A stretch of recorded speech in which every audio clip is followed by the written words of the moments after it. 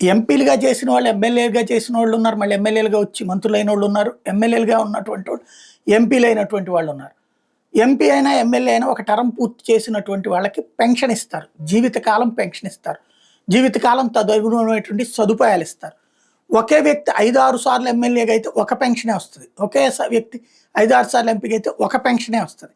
అయితే MLA MP రెండుగా చేసినటువంటి వాళ్ళకి 2 పెన్షన్లు వస్తున్నాయి. ఇప్పుడు దీని మీదన ఒక ఉద్యమానికి పిలుపునిచ్చినటువంటి పరిస్థితి ఏదైతే వన్ పొలిటీషియన్ వన్ పెన్షన్ పేరుతో ఒక ఉద్యమానికి పిలుపునిస్తున్నటువంటి వ్యక్తి, అవసరమైతే నిరాదీక్ష చేస్తానంటూ విజయవాడలో చేస్తున్నటువంటి గణేష్ అనేటువంటి వ్యక్తి ఎంపీ ఎమ్మెల్యే 2 పెన్షన్స్ తీసుకుంటున్నారంటూ, ఇందులో చిరంజీవి, అశోక్ గజపతిరాజు, టీజీ వెంకటేష్, నాదెళ్ల భాస్కర్ రావు, తర్వాత ఈయన ఇంకొక ఎవరితో కూడా మొత్తం ఒక 5-6గురికి సంబంధించినటువంటి కాన్సెప్ట్తో గణేష్ ఉద్యమాన్ని ప్రారంభించారు. 1953 ఏపీ శాసనసభ్యుల పెన్షన్ల చట్ట సవరణ తీసుకురావాలంటూ కొత్త చర్చని తెర మీదకి తీసుకొచ్చారు.